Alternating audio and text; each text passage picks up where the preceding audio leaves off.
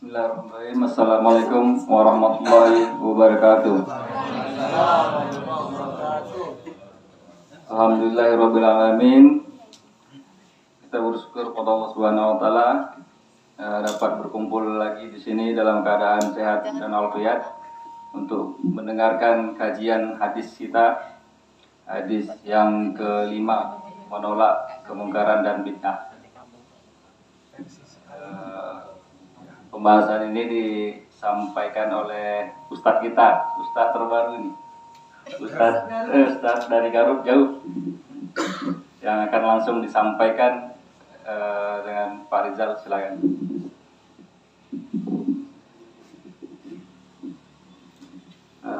Bismillahirrahmanirrahim. Assalamualaikum warahmatullahi wabarakatuh.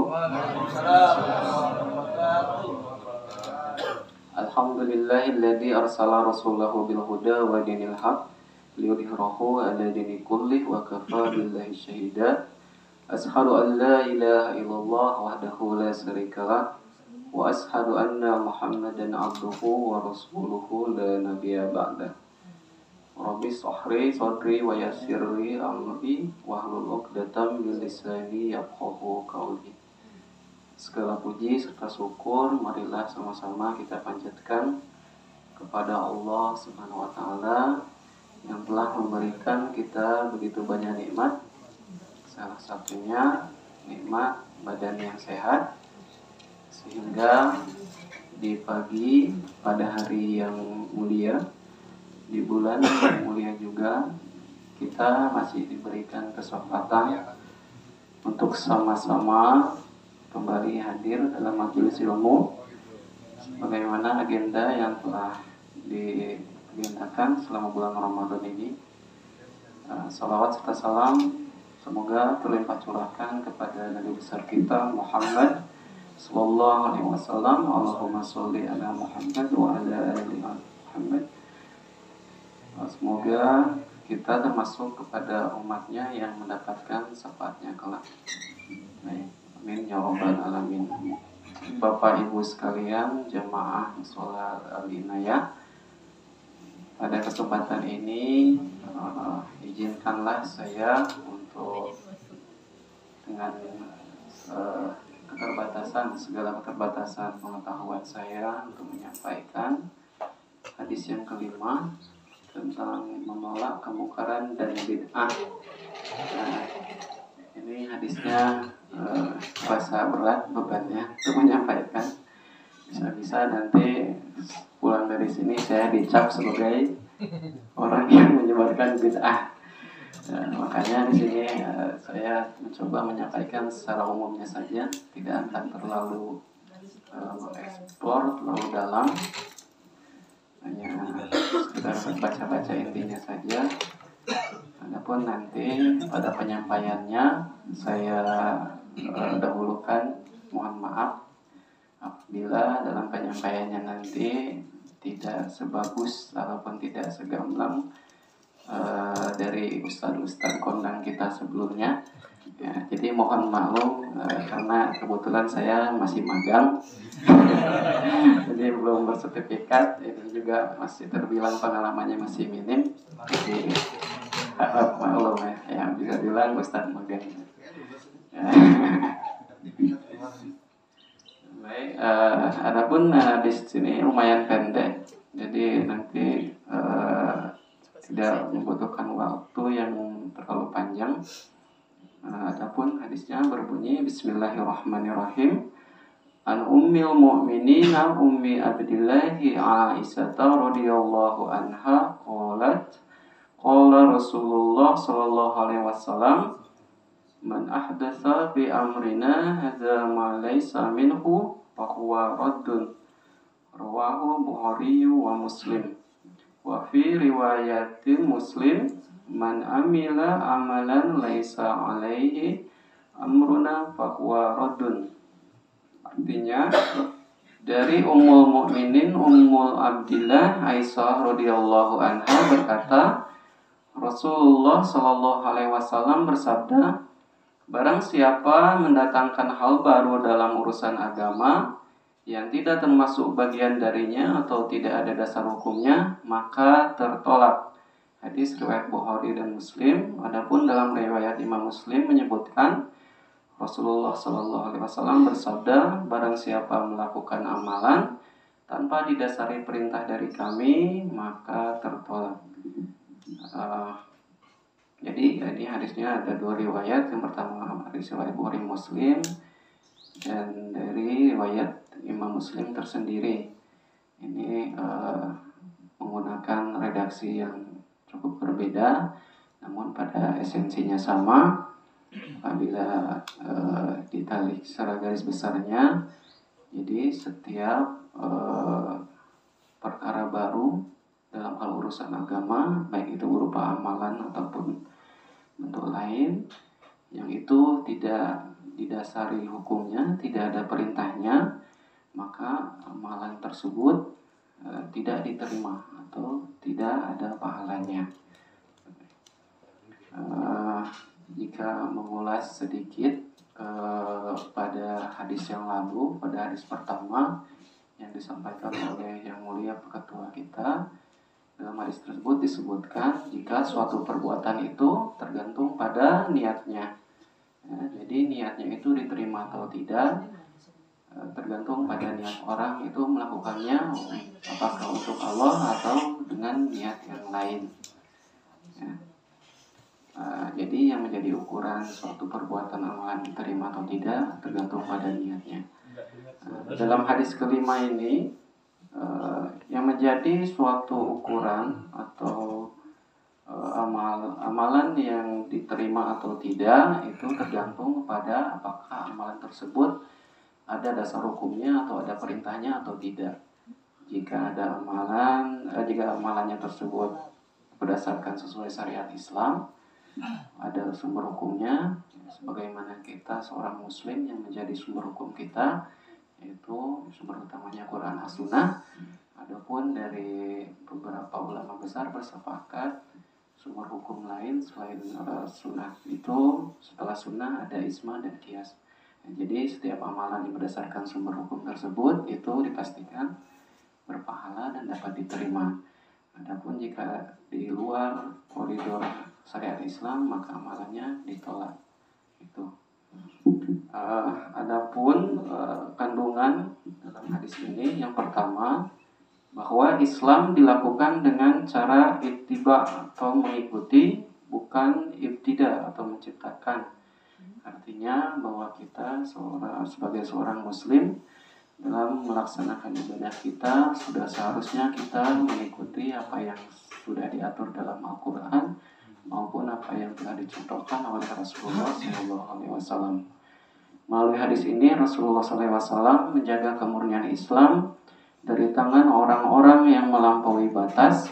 Hadis ini merupakan jawami'ul kalim atau singkat namun penuh makna yang mengacu pada berbagai nas Al-Quran yang menyatakan bahwa keselamatan seseorang hanya akan didapat dengan mengikuti petunjuk Rasulullah SAW tanpa menambah ataupun mengurangi, sebagaimana disebut dalam firman Allah Subhanahu wa taala Quran surat Al-Imran ayat 31 yang artinya, katakanlah wahai Muhammad, jika kalian semua mencintai Allah, maka ikutilah aku. Tentu Allah akan mencintai kalian. Kemudian dalam riwayatnya Imam Muslim dalam sahihnya, bahwa dalam khutbahnya Rasulullah SAW bersabda, sebaik-baiknya ucapan adalah kitabullah atau Al-Quran, dan sebaik-baiknya petunjuk adalah petunjuk Nabi Muhammad SAW. Seburuk-buruknya perkara adalah yang dibuat-buat, dan semua yang dibuat-buat adalah bid'ah, sedangkan semua bid'ah adalah sesat. Kemudian dalam riwayat Imam Al-Baihaqi terdapat tambahan, dan semua kesesatan masuk neraka. Jadi bid'ah itu merupakan seburuk-buruknya perkara, dan ini pelakunya akan dimasukkan dalam neraka. Kemudian kandungan hadis yang kedua itu tentang berbagai perbuatan yang tertolak. Jadi hadis ini merupakan dasar yang jelas bahwa semua perbuatan yang tidak didasari oleh perintah syar'i adalah tertolak. Hadis ini juga menunjukkan bahwa baik setiap larangan ataupun perintah jika dilakukan dengan berdasarkan syariat Islam, maka itu diterima amalannya. Jika tidak berdasarkan syariat Islam, itu merupakan perbuatan yang sesat dan telah keluar dari koridor syar'i. Adapun di sini disebutkan bahwa perbuatan yang tertolak ini dibagi ke dalam dua. Yang pertama dalam hal ibadah. Jika ibadah yang dilakukan seseorang keluar dari hukum syar'i, maka perbuatannya tersebut tertolak. Contohnya bisa dicontohkan mungkin dalam penambahan jumlah ibadah, misalkan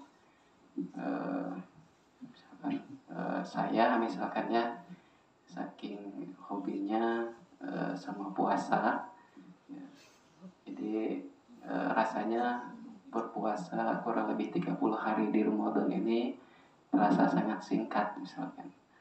Kemudian saya dengan inisiatif sendiri misalnya, menambah puasa menjadi 2 bulan.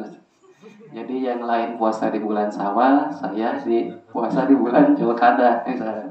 Nah, pada dasarnya puasa itu kan baik. Puasa itu dari segi kedokteran juga menyehatkan.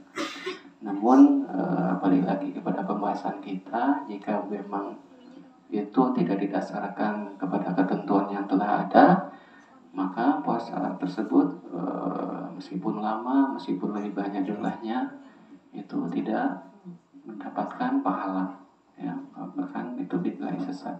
Itu mungkin contoh contoh kecilnya dalam hal ibadah. Kemudian dalam hal muamalah, sama halnya dalam ibadah, jika tidak ada dasar syar'i, maka amalan yang berkenaan dengan muamalah yang dilakukan seseorang batal atau tertolak. Ini disebutkan ada sebuah kejadian dalam riwayat, ada seseorang yang mendatangi Nabi Muhammad. Kemudian orang tersebut berkata, jika anaknya sedang bekerja kepada si fulan, kemudian anaknya tersebut berzina dengan istri si fulan ini. Ya, kemudian untuk menembusnya, si ayah dari anak tersebut membayar denda sebanyak 100 kambing dan seorang budak kepada si fulan tersebut. Mendengar hal tersebut, Nabi Muhammad SAW berkata, 100 kambing itu dan seorang budak itu kamu dikembalikan kepadamu. Sedangkan untuk anakmu 100 kali cambukan dan diasingkan selama 1 tahun. Nah, jadi hikmah yang bisa diambil bahwa apa yang telah menjadi ketetapan itu tidak bisa digantikan sekalipun suatu hal tersebut itu berharga.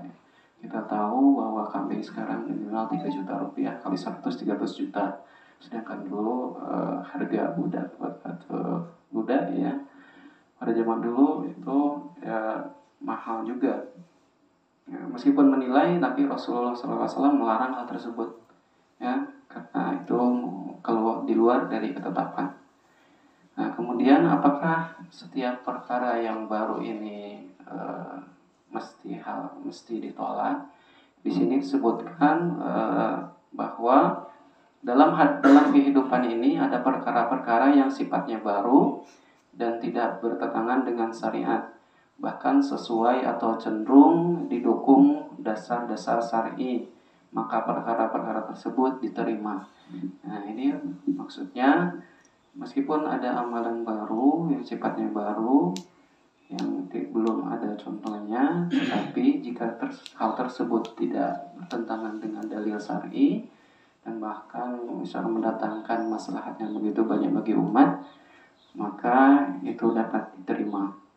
Ya, contohnya dulu pada zaman Nabi Muhammad SAW, Nabi Muhammad mengumpulkan sahabat-sahabat untuk dijadikan hafiz untuk menghafal wahyu-wahyu yang diturunkan kepada Nabi Muhammad.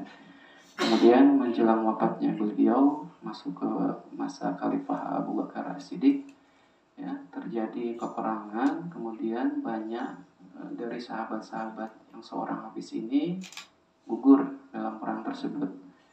Kemudian Abu Bakar khawatir jika berkelanjutan maka hafalan-hafalan ini akan hilang. Ya, maka Abu Bakar As-Siddiq berinisiatif untuk mengumpulkan pengumpulan Al-Quran. Kemudian dilanjutkan juga di masa Khalifah Utsman bin Affan dilakukan penyeragaman dalam bacaan Al-Quran, juga dibuatkan salinan-salinan mushaf. Nah, ini kan tidak ada perintah dari Rasulullah, namun keduanya berpikir bahwa ini demi kemaslahatan umat dan itu dilakukan. Ya. Kemudian yang selanjutnya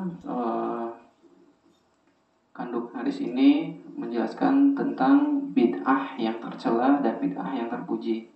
Jadi bid'ah ini bermacam-macam, bervariasi dari mulai yang makruh sampai yang haram. Tapi saya tidak akan membahasnya karena itu terlalu pinggir jurang, saya takut terpeleset. Jadi saya lewat saja. Ya. Kemudian mungkin itu dari bukunya. Adapun yang bisa kita ambil bahwa perbuatan bid'ah ini yang tidak didasari syar'i itu menyebabkan amalan kita tidak diterima, tidak berpahala, ya, bahkan itu diancam oleh dimasukkan ke dalam neraka. Adapun dalam riwayat lain sepanjang yang saya ingat ada sebuah riwayat yang insya Allah ini sahih, disebutkan bahwa bagi pelaku bid'ah ini dia tobatnya tidak akan diterima sampai dia meninggalkan perbuatan bid'ahnya tersebut. Ya, kemudian juga bagi pembuat bid'ah ini dia tidak akan mendapat syafaat dari Rasulullah SAW. Ini disebutkan dalam hadis riwayat Muslim, diceritakan bahwa nanti Rasulullah SAW berada di tempat yang bernama Al-Haud. Al-Haud itu kalau tidak salah telaga ya Mas Adam ya. Jadi ketika nanti di padang mahsyar terdapat telaga atau Al-Haud, di sana ada Nabi Muhammad SAW, kemudian di depannya terdapat beberapa golongan. Kemudian Nabi Muhammad hendak memberikan air kepada golongan tersebut. Seketika golongan tersebut tiba-tiba dijauhkan oleh Allah Subhanahu wa taala. Kemudian Nabi Muhammad berkata, "Ya Allah, mereka adalah umatku," kata Nabi Muhammad. Kemudian Allah berfirman, "Wahai Muhammad, sebenarnya engkau tidak tahu perbuatan bid'ah apa yang mereka lakukan setelah engkau wafat." Nah, jadi di sini sampai Allah berfirman bahwa bid'ah ini sungguh sangat dilarang dan dampaknya sangat-sangat luar biasa. Maka adapun upaya yang kita bisa lakukan untuk menghindar atau terhindar dari bid'ah ini, salah satu caranya adalah bisa dengan memperkaya diri kita dengan pengetahuan dalil-dalil. Itu bisa didapat salah satunya dengan menghadiri majelis ilmu ini. Ya, jadi kegiatan kita selama bulan Ramadan ini insya Allah sangat bermanfaat bagi kita semua. Ya, semoga kita diberikan keistiqomahan dalam berbuat baik dan menuntut ilmu. Amin ya rabbal alamin. Sebagai penutup, ada doa yang diajarkan dari Nabi Muhammad SAW. Ini dianjurkan kita membacanya pagi hari ataupun setiap sholat subuh ya. Ini menurut keterangan katanya manfaatnya kita bisa diberikan ilmu yang bermanfaat, rezeki yang baik dan amalan yang diterima. Adapun bunyi doanya, Allahumma inni as'aluka ilman nafi'an wa rizqan thayyiban wa amalan mutaqabbalan. Ya Allah, sesungguhnya aku meminta kepadamu ilmu yang bermanfaat, wa rizqan thayyiban, dan rezeki yang baik, wa amalan mutaqabbalan, dan amalan yang diterima. Wallahu a'lam bishawab. Demikianlah yang dapat saya sampaikan karena memang hadisnya pendek. Kurang lebihnya saya mohon maaf. Saya tutupi. Billahi taufiq wal hidayah. Wassalamualaikum warahmatullahi wabarakatuh.